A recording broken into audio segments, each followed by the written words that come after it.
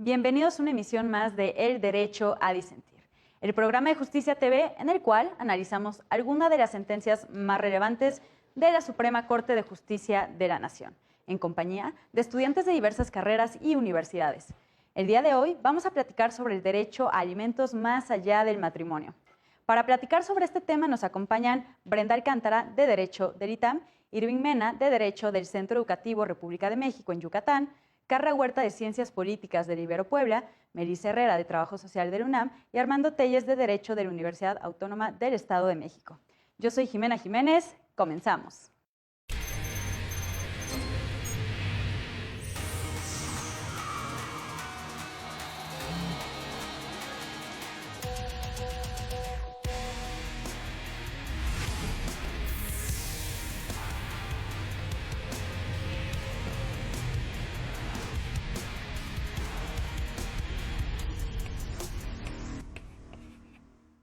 Hoy continuaremos con la discusión del amparo directo en revisión 230/2014. En la primera parte empezamos a analizar la figura de los alimentos más allá del matrimonio. Este asunto trata sobre una señora que después de tener una relación de 40 años con un señor, le reclamó ante las vías jurisdiccionales una pensión compensatoria. No obstante, el señor señaló que no había ningún lazo jurídico ni de matrimonio ni de concubinato con ella, lo cual era cierto, ya que jurídicamente se encontraba unido en matrimonio con otra señora y nunca disolvieron dicho vínculo. Pues bueno, bienvenidas a este programa, bienvenidas y bienvenidos a este programa de Derecho a Disentir. Me da muchísimo gusto tenerlas de nuevo por acá. Ya es la segunda vez que vemos este asunto, pero no porque se hayan acabado los temas, ni mucho menos, sino porque es un tema muy interesante del cual se tiene que seguir hablando. Se quedaron varios temas pendientes sobre la mesa y pues bueno, qué mejor que continuarlos desarrollando. Armando, bienvenido aquí a Derecho a Disentir. No nos acompañaste en el programa pasado, pero tenemos ahora la fortuna de que estés ahora con nosotros. ¿Nos podrías ayudar un poquito con el recuento de los hechos? Claro que sí. Los hechos relatan de una mujer que se casó en el estado de Hidalgo con un varón. Ellos vivieron cierto tiempo, procrearon 5 hijos y después de un determinado tiempo el varón ya no la quería mucho porque y decidió abandonarla porque la señora enfermó de cáncer. Entonces, como enfermó de cáncer, de plano le dio la manutención económica y entonces la señora decidió interponer una demanda de alimentos. Por tal motivo, primeramente el juez falló a su favor de la señora y entonces la señora le otorgaron una pensión provisional. Sin embargo, el varón la revocó ante la primera instancia. Entonces, prontamente este amparo fue atraído por la federación y se dio la posibilidad y se aceptó la primera sentencia y obviamente la revocación quedó tirada. Entonces, esos fueron los hechos que en particular vivieron, pues dicha persona, mujer, era pudiese decir, su amante del señor, y entonces no merecía derechos, porque no era su concubina y porque el señor no había disuelto su matrimonio. Entonces, eso son los hechos. Así es, justamente mencionas muy bien las cuestiones primordiales del caso, ¿no? Y también hay que tomar en cuenta, no hay que perder de vista que es una señora ya de edad mayor, de la tercera edad, con pues un diagnóstico de cáncer.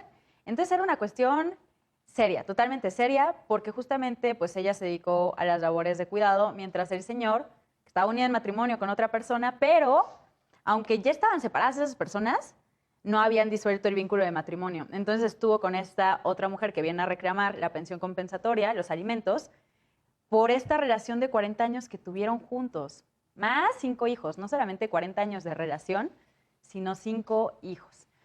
Que también me gustaría más adelante ver el tema también de los alimentos para los hijos. Habíamos analizado el tema de los alimentos para quien sea tu pareja, tu cónyuge o tu concubina, pero también está importante mencionar el tema de alimentos para los hijos.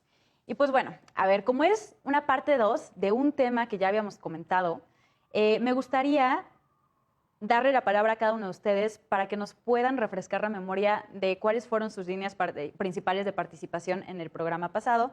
Entonces, a ver, Irving, me voy primero contigo. Bienvenido, qué gusto volverte a tener por acá. Hola Jime, hola, muy buenas tardes o muy buenas noches o muy buenos días a todas, todos y todes. Muchísimas, estoy muy contento de nueva cuenta estar aquí con Melissa, con Carla, ahorita ya con mi amigo Armando aquí presente. Estoy muy contento, muchísimas gracias. Y bueno, como bien mencionaba Armando al momento de estar redactando los hechos, al momento de estarlos relatando, pues sí pudimos notar o incluso en la emisión pasada, llegamos a una conclusión, creo que entre todas, del hecho del estado de vulneración en la cual se encuentra pues la mujer en este caso, en la mujer de la cual estamos tratando en este caso. Sí pudimos notar cómo a través de los diversos recursos que se utilizaron en materia legal para tratar de disolver o tratar de que no se dé esta pensión compensatoria, que de igual manera aquí empezó a surgir toda pues la pensión compensatoria como estamos escuchando, ¿no?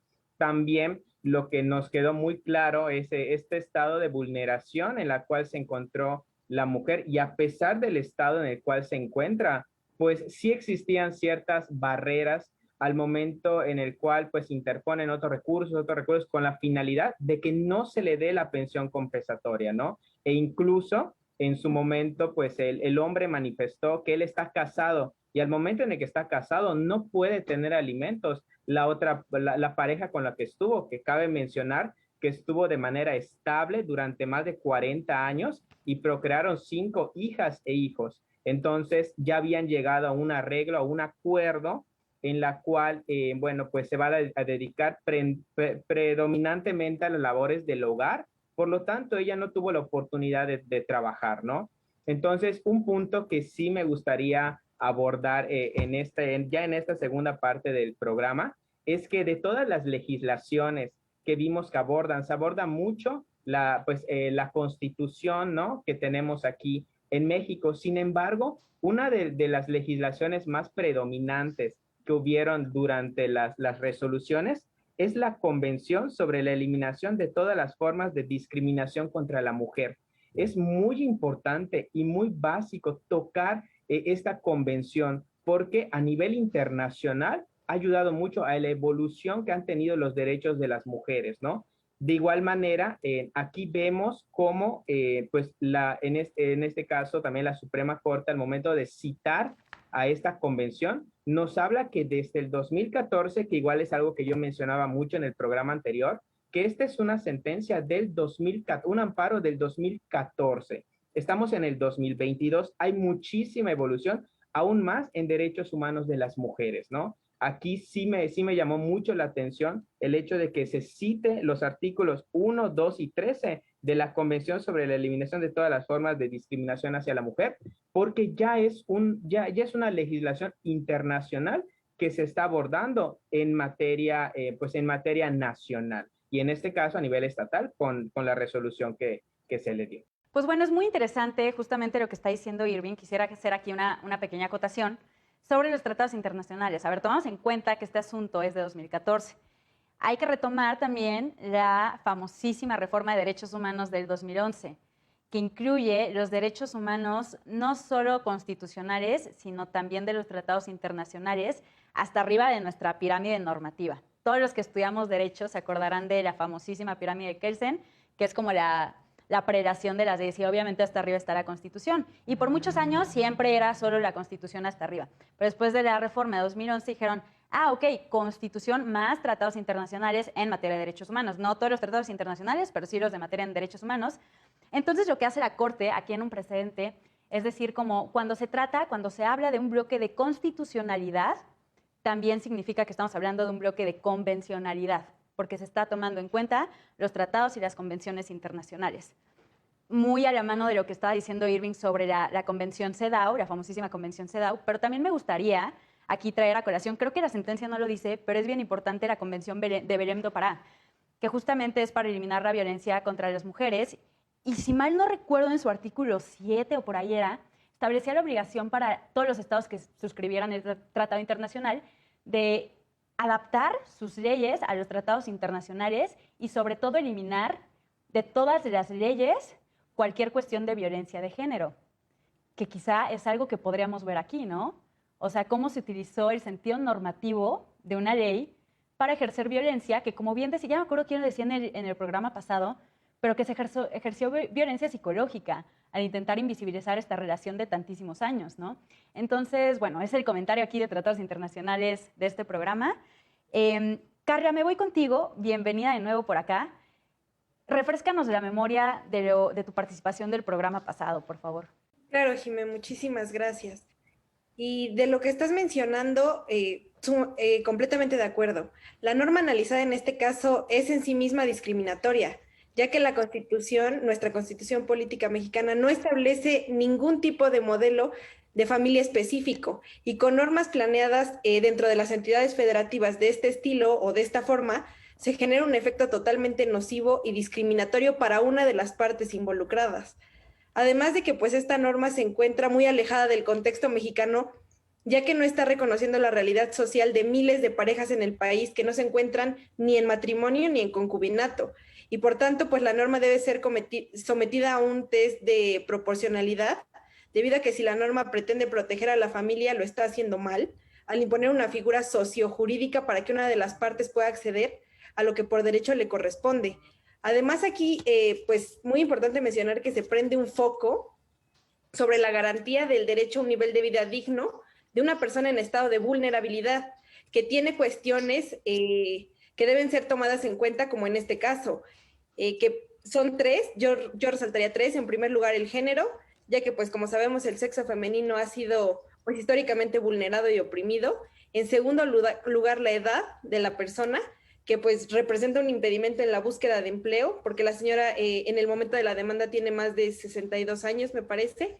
Y en tercer lugar, la condición médica, debido a que presenta un estado de salud sumamente deteriorado, en donde la señora, pues afectada en este caso, se ve totalmente desprotegida y violentada económicamente y psicológicamente por el acusado. Pero aquí, como mencionaban mis compañeros, se da el veredicto pues de todas las instancias hasta llegar a la Suprema Corte, en donde se privilegia el derecho de la señora, ya que pues no necesitas tener este papel de matrimonio o el título de concubina para acceder a los derechos que te corresponden, ya que ella, con el paso de los años, después de 5 hijos y por mutuo acuerdo de que la señora se dedicaría a las labores del hogar y el señor sería el proveedor económico, se da pues esta relación de confianza y ayuda mutua, que es lo que importa en este sentido para la pensión compensatoria, no tanto si cumple con la ley del concubinato o no. Sí, me encanta todo esto que que has estado diciendo. Y quisiera aquí también agregar la cuestión, que creo que Irving lo decía en el programa pasado, además de lo de género, edad, estado de salud, pues también se puede incluir una categoría sospechosa, el primero constitucional, que es el estado civil de las personas. Y esto justamente desde el programa pasado lo venimos arrastrando para decir como, esto es interseccionalidad. Porque no solamente se trata de juzgar con perspectiva de género, que es bien importante y es fundamental, pero también está la obligación de juzgar con perspectiva de interseccionalidad.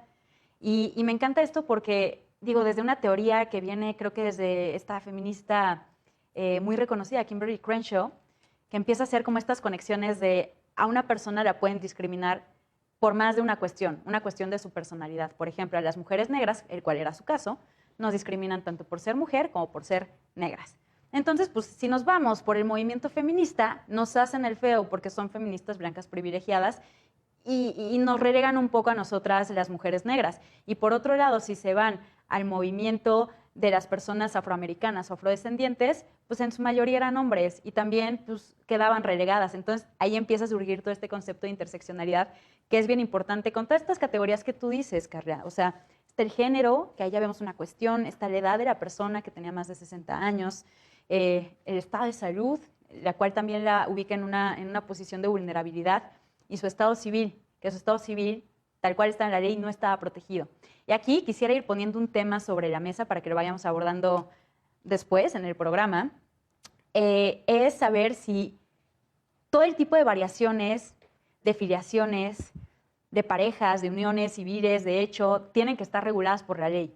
O al revés, la ley tiene que tener algo general que proteja a todas estas figuras, o las tiene que ir mencionando para que realmente se protejan. Digo, lo voy poniendo sobre la mesa para que lo vayan pensando, pero me voy contigo, Brenda, para que retomemos tus participaciones del programa pasado. Sí, muchas gracias. Hola a todos. Gracias, Hola. Jimé. Pues en mi participación pasada yo resalté un poco justo lo de juzgar con perspectiva de género, ¿no?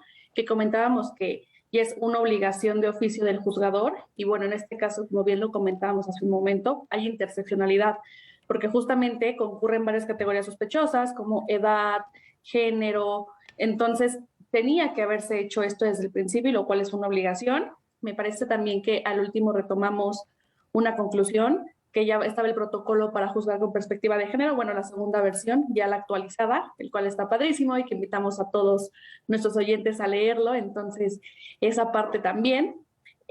También hablamos que la situación en particular de la mujer fue dedicarse al cuidado, ¿no? ¿Y qué implicó esto?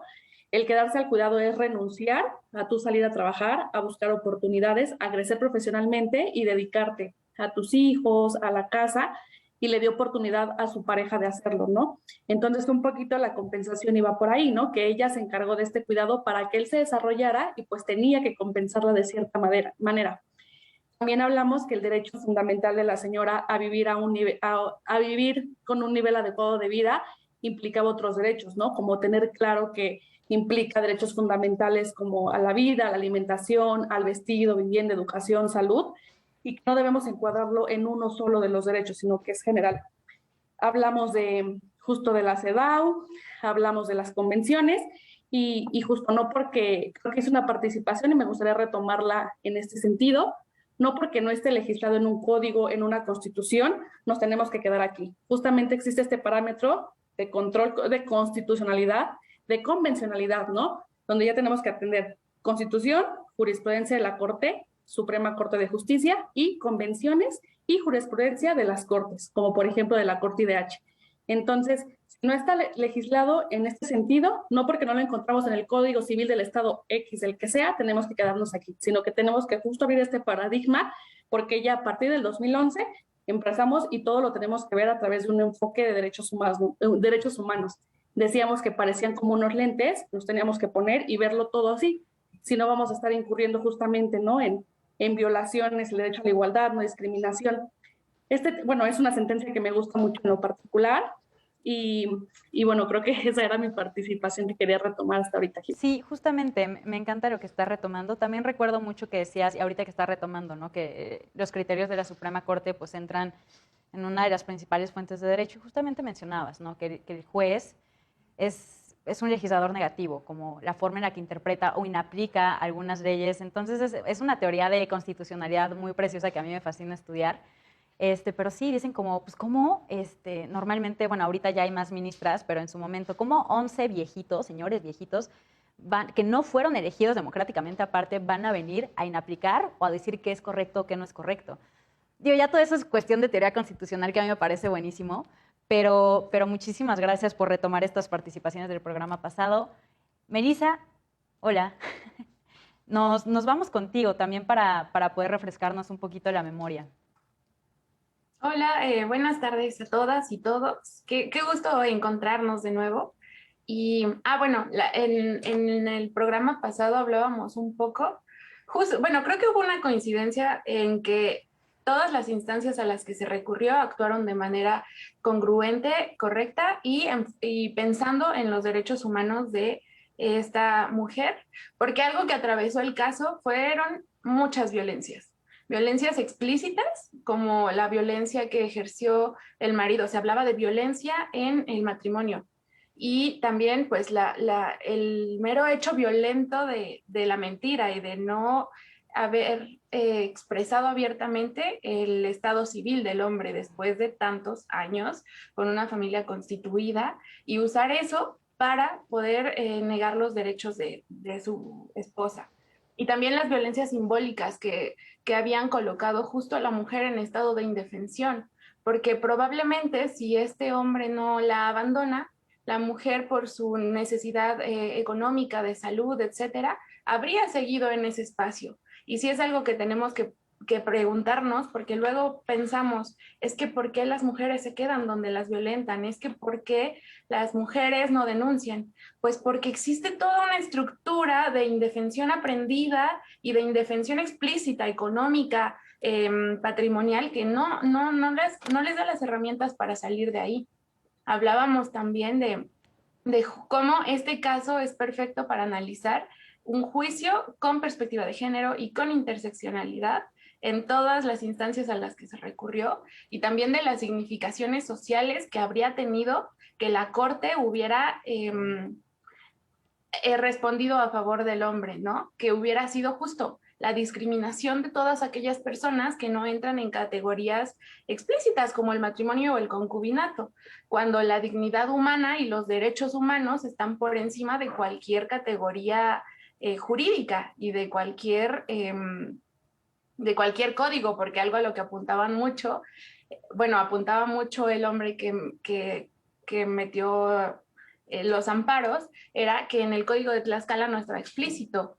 Claro, pero la dignidad sí está explícita en muchos otros códigos, y justo creo que también hay que hablar de la necesidad de retomar, lo preguntabas hace rato, hay que retomar en la ley todas estas familias diversas y todos estos modos de convivencia. Claro que sí, porque lo que no se nombra no existe en la teoría, así que hay que nombrar y hay que visibilizar hasta que todas las realidades sean no solo visibilizadas, sino también reconocidas y amparadas en derechos políticos, porque luego tendemos mucho a hablar de los derechos humanos, que sin duda es a lo que hay que apuntar, pero son más bien discursivos, y es en los derechos políticos donde se hacen expresas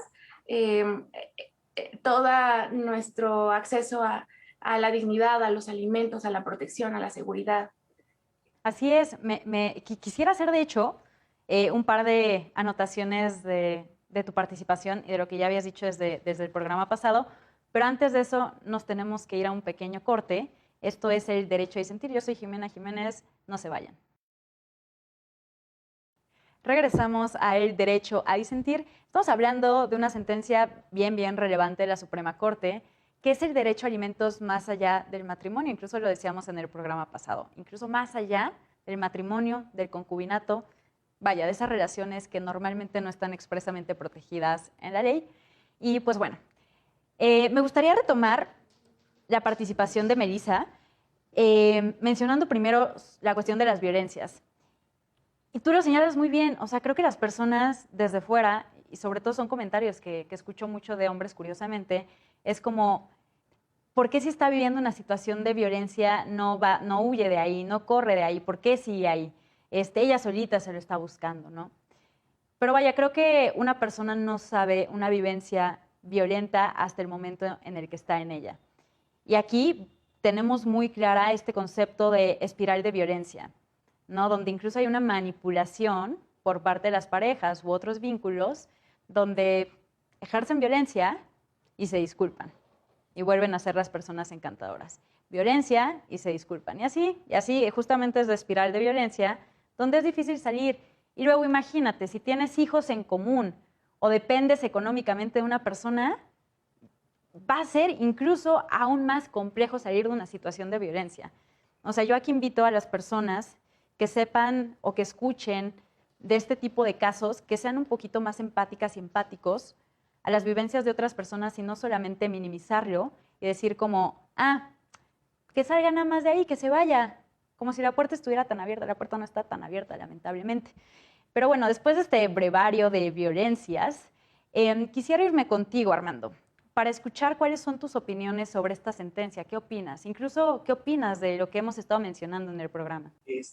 Gracias, Jimena. Es muy importante resaltar que las leyes han avanzado en torno a la mujer.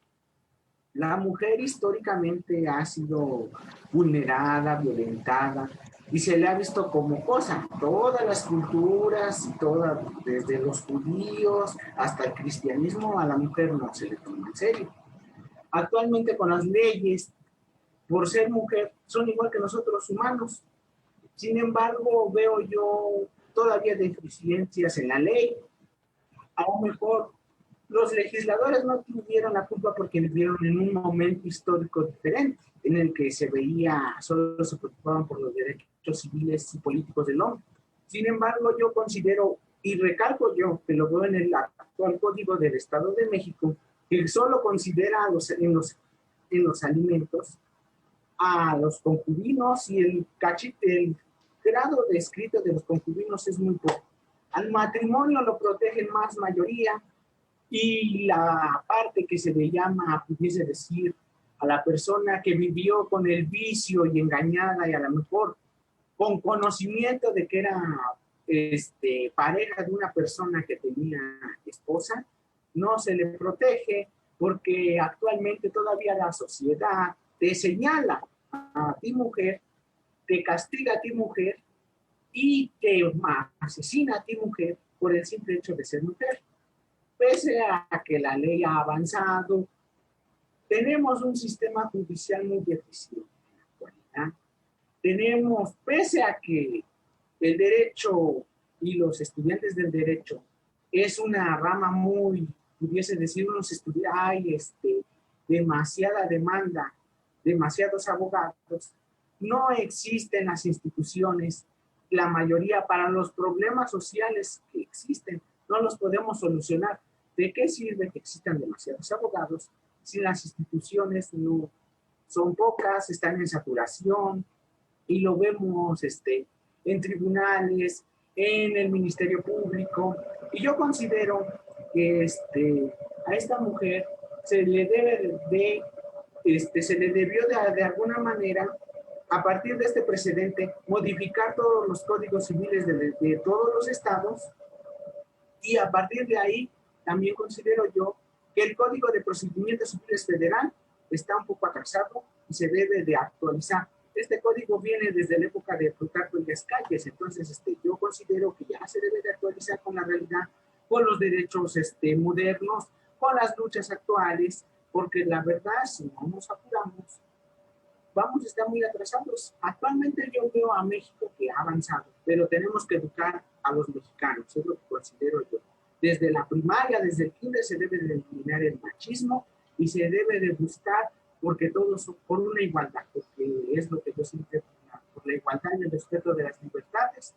Entonces, considero yo que no solo es de la rama del derecho, desde las ciencias políticas, la educación, la pedagogía, debemos de hacer equipo para eliminar estos problemas y estos vicios, y para que no lleguemos a las instancias judiciales, que es lo más feo que es. Eso es todo. Gracias, Armando. Pues voy retomando punto por punto porque dijiste cosas importantísimas. Empiezo por el final. Justamente no es un problema que le atañe solamente a derecho, y es algo que decíamos desde el programa pasado, creo que lo mencionaba Melissa, ¿no? Esta es una cuestión de multidisciplina, porque esto se tiene que ver desde distintos ojos, desde distintas formas de ver los problemas y las cuestiones. Luego también mencionas, y creo que también lo mencionaba Melissa en el programa pasado, sí, hemos avanzado muchísimo en las normas, en las leyes, las leemos y hay una protección sin precedentes hacia las personas, sobre todo hacia las mujeres, en este caso, hablando, pero eso no significa que se traduzca automáticamente en la realidad, lo cual es muy lamentable. También hay otra cuestión que me gustaría retomar sobre los códigos civiles. Los códigos civiles en nuestro país son de antaño. O sea, dices, vienen desde época incluso de Plutarco Elías Calles, el Código Civil Federal, pero no se queda ahí. O sea, nuestra tradición civil viene desde el sistema romano, que a su vez viene del sistema napoleónico, del derecho civil francés. Entonces, obviamente, se tienen que actualizar distintas cuestiones, ¿no? O sea, decías, vaya, en los códigos civiles se da mayor protección al matrimonio que al concubinato, alguna otra de forma unión civil.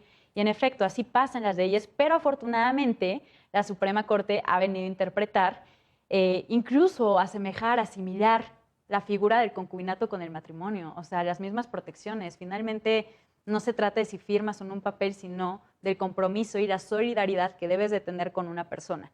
Hay algunas solidaridades que surgen por el vínculo consanguíneo, que es con tu padre, con tus hijos, con tus hermanos, pero otras por relaciones sociales, como es tu pareja, por ejemplo. Y es bien importante. Pero bueno, vámonos contigo de nuevo, Irving.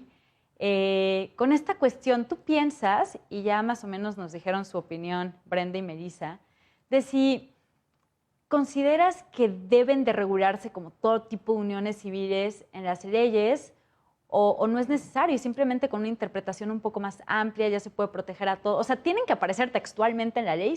¿Tú qué opinas? Muchísimas gracias, Jimé, te agradezco mucho pues esta participación y la realidad es que dando inicio con la pregunta que me acabas de mencionar, yo sí creo que tiene que estar en las leyes regulado, pero al mismo tiempo debe estar abierto hacia la diversidad de relaciones que existimos. De igual manera, en el programa anterior mencioné pues la diversidad de uniones en las cuales existimos en la actualidad, que al final de cuentas la sociedad estamos evolucionando y tocando un poquito de lo que se determinó en el amparo, ¿no? Que se confirmó que, bueno, a la señora se le va a dar la pensión alimenticia, que de igual manera, bueno, la pensión compensatoria, que igual se toca la pensión alimenticia como una institución. Eso es muy importante que se mencionó como una institución, pero la pensión compensatoria hacia la señora va a durar el tiempo que duró el matrimonio.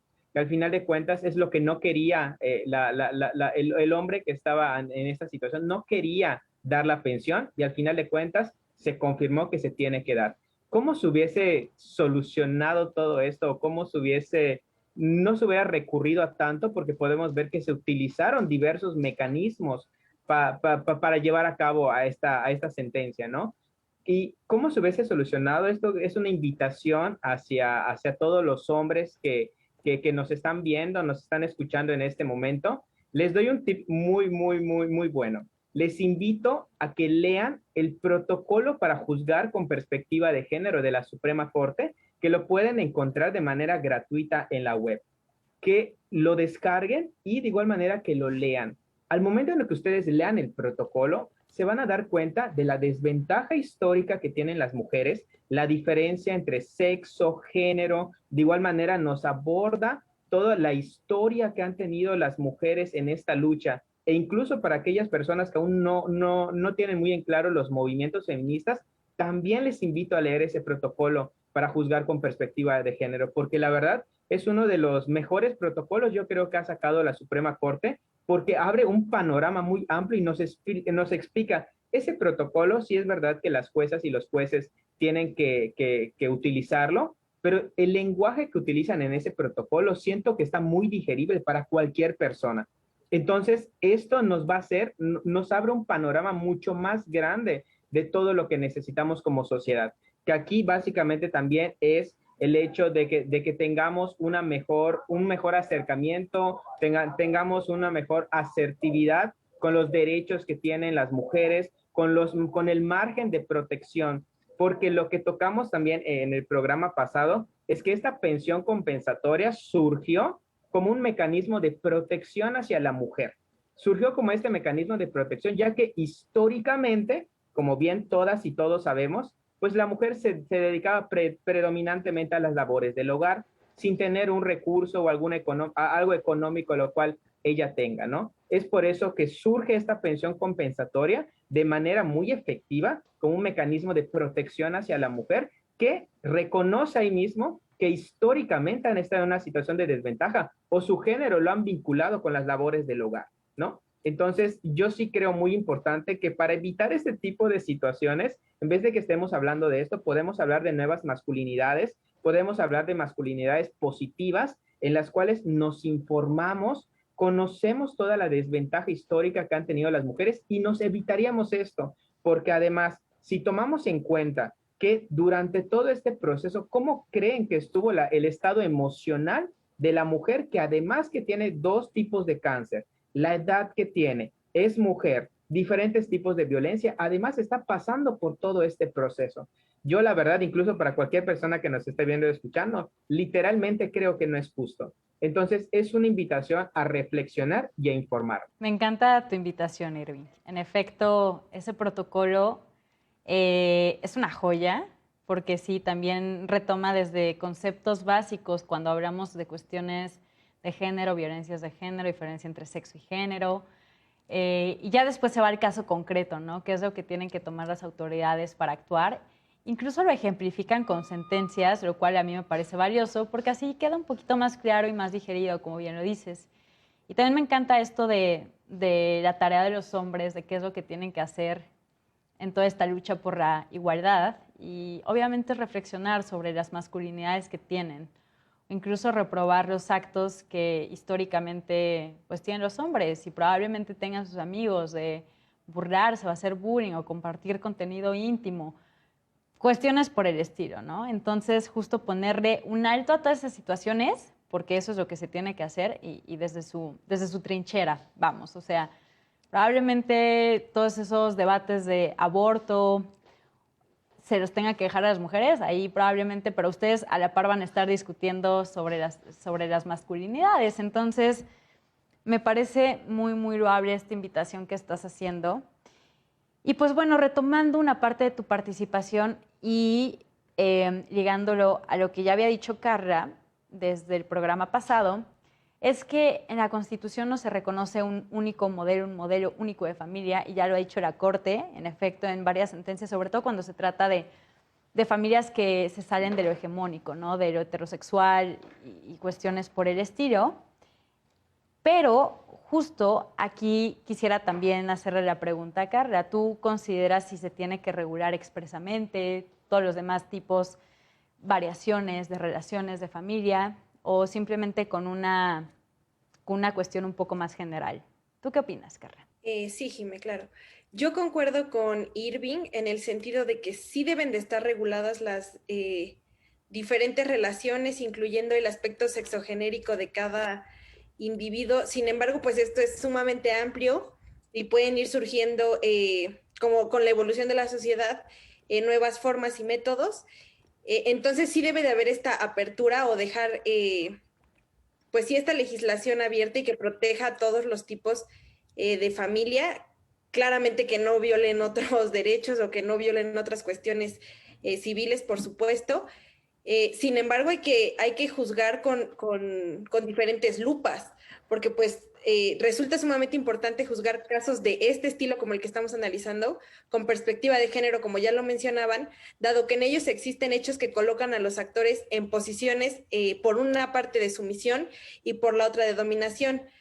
También me gustaría mencionar que hemos utilizado mucho este término de perspectiva de género, y me gustaría explicar qué es la perspectiva de género para que todas las personas que nos estén escuchando tengan claro todo sobre la perspectiva de género. Esta es una metodología que cuenta con diversos mecanismos que nos permiten identificar, cuestionar y valorar la discriminación, la desigualdad y la exclusión de las mujeres que se pretende justificar por la sociedad, en las diferencias biológicas entre hombres y mujeres. Esta perspectiva de género y el juzgar con perspectiva de género pretende crear condiciones de cambio que permitan avanzar a condiciones de igualdad para hombres y mujeres. Entonces, cuando se habla de esta perspectiva, pues se hace alusión a diferencias biológicas, claro, pero sobre todo a diferencias culturales asignadas a los seres humanos, particularmente de hombres hacia mujeres. Entonces, esta perspectiva pues nos ayuda a comprender las relaciones que se dan entre los sexos, en donde se cuestionan estereotipos y sobre todo lo más importante, y que es lo que hay que entender, el punto central, es que se abre la posibilidad de solucionar desequilibrios entre hombres y mujeres mediante diversas acciones. En este caso, en el ámbito del derecho, pues juzgando con esta lupa de género. Pues así la importancia de esta perspectiva de género radica en la transformación de las condiciones de discriminación en contra de las mujeres, en la lucha contra todos los tipos de violencia, tanto en el aspecto público como privado. Entonces sí me gustaría dejar esto muy en claro, que la perspectiva de género es una necesidad en México, es un requerimiento y aparte es un beneficio, y se busca un objetivo que es estabilizar la situación entre hombres y mujeres, empezar desde el mismo piso, en este caso en la cuestión legal, obviamente. Me encanta este terminología que utilizas, o sea, se trata de emparejar, de igualar el piso para que estemos en las mismas oportunidades, mismas circunstancias, que no haya ahí una desigualdad histórica y estructural. La verdad es que me encanta que estés abordando el tema justamente desde la perspectiva de género y que nos digas más o menos por dónde se pueden ir las personas para hacerlo de esta forma. Y a todo esto, justamente bueno, no es mi opinión, es simplemente quiero poner como las opiniones de un lado y del otro sobre si se deben de regular todo tipo de relaciones o no. Por un lado, hay algunas personas que mencionan se debería regular todo este tipo de relaciones porque para que haya seguridad jurídica, ¿no? Para que las personas esperen y sepan cuáles son sus obligaciones, qué pueden reclamar, qué no pueden reclamar. Obviamente en términos jurisdiccionales, no en términos netamente de pareja, porque pues ahí ya son cuestiones personales, pero justamente está esta postura de sí, porque debe haber seguridad jurídica, y aparte lo que mencionaba Melissa, ¿no? O sea, lo que no se nombra no existe. Pero por otro lado, del otro lado de la balanza, pues también justamente la Suprema Corte ha interpretado la protección de la familia hacia todo tipo de familia, ¿no? O sea, el cuarto constitucional no solamente es familia heterosexual, sino todo tipo de familia, incluso las familias que están conformadas por un solo padre, una sola madre, o las familias que se extienden del núcleo familiar, que son un poquito más amplias, como vemos mucho la situación en México, ¿no? Que aparte papá, mamá, hijos, están los abuelos, están los tíos viviendo en un mismo núcleo familiar, o por otro lado están nada más los abuelos con los nietos, o cuestiones por el estilo. O sea, sí hay varios tipos de familia, e incluso podría ser un poquito hasta ocioso regular cada variación del tipo de familia, que vaya a ser otro lado de la balanza, como se los digo. Entonces, pues la propuesta es hacer una protección genérica, ¿no? En la que quepan todas las personas. Se me viene a la mente el caso del matrimonio igualitario y cómo se ha estado regulando y también la Suprema Corte se ha pronunciado. En lugar de que diga que el matrimonio es un convenio entre un hombre, bueno, una unión entre un hombre y una mujer, dicen es una unión entre dos personas. O sea, no tienen que decir es una unión entre mujer, mujer, hombre, hombre, hombre, mujer, hombre trans, mujer trans. No, o sea, simplemente es como es una unión entre dos personas. Bien, y ahí ya caben todos, ¿no? O sea, podemos ya meter ahí todos en el mismo costal. Y pues bueno, quería nada más poner las dos posturas sobre la mesa porque son muy loables. Yo la verdad es que todavía no logro inclinarme hacia una, bueno, sí, me inclino más hacia una cuestión más genérica, pero entiendo el tema de la seguridad jurídica y que obviamente se tienen que nombrar las relaciones, pero pues bueno, es mi opinión al respecto. A ver, Melissa, vámonos de regreso contigo. No sé si tengas alguna reflexión adicional de todo lo que hemos estado diciendo desde el programa pasado y lo que hemos estado retomando en este programa. Sí, precisamente. Bueno, ahorita lo que colocas me hace mucho sentido, porque sin duda a lo que se apuesta es a la transformación social y a que justo ya no haya etiquetas, que los derechos sean derechos sin importar ninguna categoría. Sin embargo, justo el ejemplo del matrimonio igualitario, en la Constitución estaba establecido justo la protección a cualquier tipo de familia, pero por mucho tiempo fue impensable que las parejas homoparentales accedieran a estos derechos, así que se tuvo que hablar explícitamente de estos casos. Lo que ocurre ahora también con la adopción homoparental, con las identidades disidentes, con la expedición de actas de nacimiento a personas trans, a infancias trans. Entonces, mientras llegamos a ese punto de transformación, creo que sí hay que irlo regulando, justo porque también al principio bueno, esta sentencia habla de la pensión compensatoria, que es justo el reconocimiento de las violencias que ya fueron establecidas.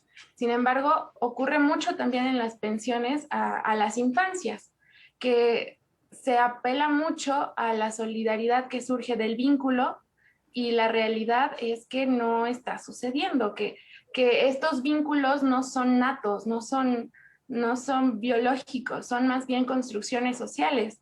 Y ejemplo de ello podría ser, primero, no sé, el instinto materno, que de instintivo no tiene nada, sino que es justamente construido a través pues, del patriarcado y de prácticas de subordinación de la mujer. O también las estadísticas tan altas en México de padres que abandonan sus responsabilidades parentales y que entonces colocan a las mujeres y a las infancias en situaciones de vulnerabilidad extrema, porque no solo tiene que hacerse cargo ya del mantenimiento económico en un sistema en el que siguen existiendo procesos como el techo de cristal o el piso pegajoso, sino a la vez hacerse cargo de los cuidados, que por sí solos representan un trabajo. Estamos expuestas a dobles o triples jornadas y justo los cuidados se habla de, no sé, se llevan mucho de la vida de las personas y no son recompensados de ninguna manera. Y de pronto ni siquiera se reconoce a las mujeres como sujetas necesitadas de cuidado, cuando todos en algún punto de nuestra vida, ya sea por enfermedad, por la misma edad o lo que sea, pues vamos a requerir de cuidados, ¿no? Entonces, justo creo que la apuesta es por la emancipación y por la transformación social y que vamos avanzando, que hay ejemplos como en 2006 en televisión nacional se pasaban comerciales como el de Dime Vaquero, donde se hacía apología de la violencia sexual y del acoso, y hoy ya tenemos la ley Olimpia. Vamos avanzando, pero falta mucho que hacer y mientras tanto sin duda se tiene que intervenir porque la solidaridad no está surgiendo de manera voluntaria. Claro, me encanta esto que dices de la solidaridad porque, a ver, es un concepto obviamente de las relaciones sociales, pero que impacta en lo jurídico, ¿no? Y por eso está todo lo de los alimentos, que bien mencionas, ¿no? Cuando existe solidaridad de pareja, pues bueno, hay una cuestión de deber de alimentos hacia tu pareja. O, por ejemplo, cuando hay una relación consanguínea, hay una solidaridad pues de dar alimentos a tus hijos, obviamente porque están desprotegidos y tú no los cuidas y no les das como una forma de vivir de una forma digna. Y también los hijos hacía con los padres, o sea, también tenemos la obligación de dar alimentos. Pero aquí también surge lo que bien mencionas, ¿no? O sea, a veces se dan como estas obligaciones de solidaridad de forma automática por el simple hecho de ser familia, pero hay otra cuestión social que creo que no se toma mucho en cuenta y que es algo que creo que nuestra generación ha desaprendido y vuelto a aprender, que es sobre el respeto entre familia, ¿no? Normalmente escuchamos a nuestros abuelos, a nuestros padres, a nuestros padres, madres que dicen como tienes que respetar a tu madre, a tu padre, a tu abuelo, a tu tío por el simple hecho de que es tu familia. Y justamente nuestra generación viene a decir como, oye, aguanta, tengo que respetar si a mí me respetan. Si una persona, llámese mi papá, mi hijo, lo que tú quieras, no me respeta, vaya, o sea, debo de tener toda la libertad de poder cortar ese vínculo, pues, obviamente por salud mental, ¿no? No es de que haya una solidaridad por el simple hecho de que sea esa persona quien te haya dado la vida, porque siempre es como, pues es que yo te di la vida, que no sé qué, ¿no? Como esas cuestiones, obviamente, de familia. Pero vaya, creo que estamos evolucionando, o sea, en estas redes de solidaridad debe de haber una cuestión de respeto, sobre todo. Pero bueno, termino con esta participación muy breve sobre cuestiones de relaciones familiares y nos vamos a un pequeño corte para después irnos con el último y tercer bloque. Yo soy Jimena Jiménez, no se vayan. Regresamos a El Derecho a Disentir, donde estamos hablando sobre una sentencia de la Suprema Corte en cuanto al derecho de alimentos, en este caso la pensión compensatoria de una pareja que no era matrimonio, pero tampoco formalmente concubinato. Pero bueno, nos vamos con este tercer bloque, que ya nos queda poco tiempo, lamentablemente, pero me gustaría abordar sus opiniones o reflexiones finales sobre esta sentencia, sobre lo que hemos abordado a lo largo de estos dos programas, que va más allá de los temas que se vieron en la sentencia, lo cual me da mucho gusto. Pero bueno, primero vamos contigo, Brenda. Adelante. Gracias, Jimé. Sí, pues bueno, justo me encantó que abordemos este tema todo con perspectiva de género y abundando un poquito al tema, quisiera como ahondar en los estereotipos y roles de género, que justo, ¿no? O sea, son totalmente culturales que marca la sociedad y que eso va determinando, ¿no? ¿Quién tiene que cuidar a los hijos, quién no? Hablando en el presente caso, ¿no? O sea, la mujer era la que tenía que cuidar, ella tenía que dar de comer, ella tenía que dedicarse a esto y pues como saber que tenemos que quitar esto, porque son roles estereotipos construidos por la misma sociedad, ¿no? Entonces, esto no, esto lo construye uno mismo y como sociedad tenemos que ir avanzando. Mencionaban hace ratito, creo que fue Meli, justo de este estado maternal, ¿no? Tú cuidas porque eres mamá. Eso no es cierto, ¿no? Eso también que quede muy claro que así no son las cosas. De hecho, una sentencia, no recuerdo bien el número, pero establece una persona, mujer, que es quien da vida y que procrea al hijo, tiene el parto, se los da en una especie de contrato a una pareja, los dos hombres, y luego quiere venir a exigir que le regresen a la niña. La corte justo ahí lo que menciona es, Aquí no vamos a juzgar, o sea, justamente juzga con perspectiva de género y dice, no porque tú hayas sido la madre tiene que ser este instinto maternal que tiene que quedarse contigo, sino al contrario, quien le dio este cuidado, respeto y le procuró atención a la menor es quien se cuida, ¿no? Entonces aquí vemos cómo va evolucionando este concepto y ya no nada más es hacia la mujer. También hicimos referencia un poco al círculo de violencia que muchas veces existe y que muchas veces callamos todos. Entonces, como concientizar en este aspecto, ¿no? Porque el círculo de violencia es violencia. O sea, la violencia suele presentarse en diferentes escenarios y en diferentes círculos. Entonces, pues bien identificar que yo cómo lo identifico es, primero, pues se acumula la tensión entre las personas, luego viene el episodio violento y luego el arrepentimiento, ¿no? Y ese es un círculo de violencia. Entonces, saber que todo esto es violencia y que todo esto debemos de erradicarlo y, bueno, cambiar esta institución. También invitarlos a que si conocen o que si estamos cerca de esto, acercarnos, asesorar, alzar la voz, ¿no? Porque muchas veces también callamos. Y, bueno, también comentar que no seamos indiferentes a esto, porque podemos hablar de perspectiva de género mucho tiempo, pero podemos voltearnos y reírnos de un chiste, ¿no? O podemos voltearnos y compartir contenido, o podemos voltearnos. Entonces, esto pasa todo el tiempo. Entonces, así como hablamos de esto, también visibilizarlo y decirle no. Y si algo no te parece, decirlo no. No reírnos de los chistes, no aumentar esto, ¿no? O sea, este tipo de cosas que podemos empezar a cambiar. Creo que como generación estamos cambiando y yo también creo que somos una generación muy valiosa, que si algo ya no nos parece decimos no, que tenemos nuevas ideas, tenemos nuevas perspectivas, entonces pues seguirnos invitando, igual reitero esta observación del protocolo el protocolo que está recientemente la JOTE en una versión actualizada, invitarlos a leerlo. Hay muchísimo contenido, había de varios tipos de violencia, ¿no? Porque luego hablamos nada más de la sexual, física, no, existe psicológica, patrimonial, que se vio en el presente caso, obstétrica, o sea, hay muchos tipos de violencia que también a veces invisibilizamos y no estamos empapados con esto. Y bueno, serían mis conclusiones, Jimmy, muchas gracias. Perfecto, pues retomo tus valiosas conclusiones con 2 palabras. Hay que ser congruentes, por un lado, y tener empatía, por el otro, ¿no? Bien mencionaban por ahí, todos conocemos, bueno, todas las mujeres, o sabemos de mujeres, o nuestras amigas, o parte de nuestra familia ha vivido alguna situación de violencia en su vida. Puede ser desde acoso hasta una violencia fuerte de pareja, pero curiosamente nadie conoce a ningún agresor, ¿no? Entonces me parece muy curiosa esa reflexión y simplemente ser empáticos y empáticas ante las situaciones que viven otras personas y ser sobre todo congruentes, como bien mencionas. Carla, vámonos con tus conclusiones y reflexiones finales. Claro que sí. A mí me gustaría tocar 2 puntos en específico como conclusión. El primero es el avance de los derechos para las mujeres. Obviamente se ha dado un gran avance, sobre todo en los últimos años, en materia de derechos civiles y políticos para las mujeres, extendiendo sus garantías individuales y fortaleciendo sobre todo el tema de los derechos humanos para las mujeres en cualquier situación, atendiendo a las agravantes que mencionaba hace rato, el género, pues el estado civil, el estado de salud, etcétera. Y en segundo lugar, también invitar a las mujeres y que conozcan que existen mecanismos jurídicos para defender estos casos, que no se queden pues con la primera instancia o con este estigma social de que los hombres son los que deciden si dan la pensión o no. Es una obligación. Y también me gustaría como dejar la pregunta al aire nada más de qué pasó después de este caso. ¿Se le dio la pensión o no? Porque como mencionaba, no me acuerdo cuál de mis compañeros, sí, existen los mecanismos jurídicos y sí, existió la sentencia y sí, se le dijo al señor, etcétera, pero no sabemos qué pasó después, no sabemos si realmente le otorgó la pensión compensatoria, no sabemos si no se la entregó y ahora está encarcelado, o simplemente no se la entregó porque no quiso y el señor no tuvo ninguna reprimenda.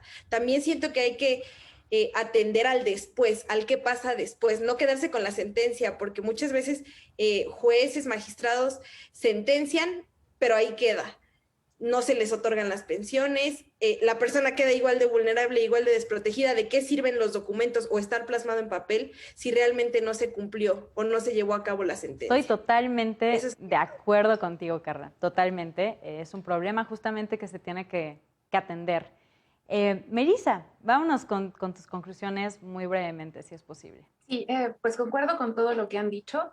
Igual quiero hacer la invitación a la denuncia y a que se busquen los mecanismos para asegurar derechos, pero también poniendo un espacio en que las víctimas no le deben nada a nadie, háganlo en el momento en el que se sientan con la seguridad, con la confianza y dispuestas a hacerlo, que de pronto sepan que tienen opciones y que incluso si llegara a existir alguna desconfianza institucional, pues hay más espacios a los que acudir. Hay organizaciones civiles, hay espacios de ayuda y contención que pueden canalizar muy bien sus casos y sentar precedentes, porque eso es algo que nos deja este caso en específico. El precedente de que incluso cuando algo no está establecido aún en la ley, no significa que no es posible.